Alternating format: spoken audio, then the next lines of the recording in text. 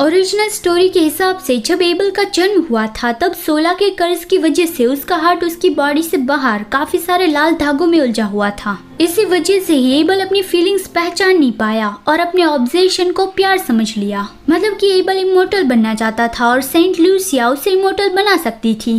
तो इसीलिए he able Saint Lucia को लेकर इतना ऑब्सेस्ड था और उसे लगा कि वो सेंट लूसिया से प्यार करता है। और ये सब कुछ सिर्फ और सिर्फ उस शापित हार्ट की वजह से हुआ था। लिएन बस उस लाल धागे को रिमूव करके फ्री होना चाहती है।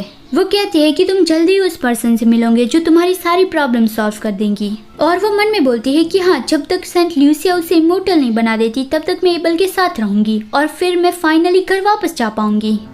लेकिन तभी एबल उसके पास आ गया और कहा कि तुम्हें ऐसा क्यों लग रहा है कि मैं अभी तक उस पर्सन से नहीं मिला हूँ? तुम मुझे रिजेक्ट क्यों कर रहे हो? मैं तुम्हारा इतना भरोसा कर रहा हूँ कि अपना रियल हार्ट भी तुम्हें दिखा दिया, या फिर तुम उन लोगों में से एक हो जो सिर्फ मेरा इस्तेमाल करना चाहते हैं? लिएन कहती है क्या वो तो तुम हो जो मेरा इस्तेमाल कर रहे हो। एबल सोचता है कि हाँ, शुरुआत में तो मुझे यही लगा था कि तुम एक यूजफुल लड़की हो, चाहे मुझे जितनी भी चोटें लगी हो तुम एक ही रात में मुझे पूरी तरह से हील कर सकती हो। लेकिन अभी एबल को लिएन से प्यार हो गया है, लेकिन लिएन को तो समझ में नहीं आ रहा है। वो तो ओरिजिनल स्टोरी को पकड़ के बैठी है कि मेन हीरोइन लूसिया है, मेन हीरो आसान है, एबल सेकंड विलेन है और मुझे मेरे घर वापस जाना है। एबल गुस्से से चीजें तोड़ने लगा तो लिएन सोचती है कि क्या मैंने कोई गलती कर दी? वो इतना गुस्सा क्यों लग रहा है? और वो उन दोनों के बीच में एक कंडीशन रखती है कि जैसा कि तुम चाहते हो मैं तुम्हें इमोर्टल बनने में मदद करूंगी और उसके बदले में तुम्हें मुझे प्रोटेक्ट करना होगा। एबल कहता है कि बस इतना ही, क्या तुम्हें मुझसे और कुछ नहीं चाहिए? और वो मन में बोलता है कि क्या तुम मेरे लिए कुछ भी फील नहीं करती?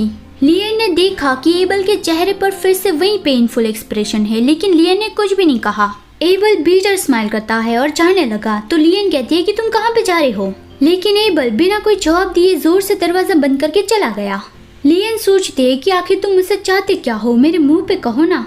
अचानक से जोर जोर की आवाज आने लगी। कोई जल्दी जल्दी में आया कि लेडी लिएन, लॉर्ड एबल को रोकिए, वो पूरा टेम्पल डिस्ट्रॉय कर देंगे।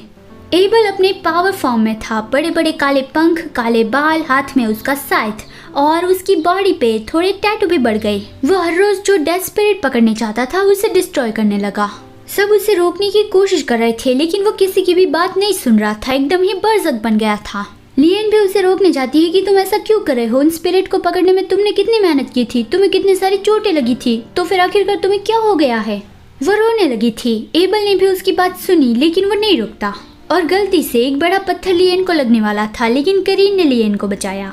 वो देखते ही एबल और गुस्से में आ गया। उसने करीन के नेक पर साइथ रखा और कहा कि अभी मैं तुम्हारा सर उड़ा दूं, उससे पहले अपने हाथ उससे दूर ले लो।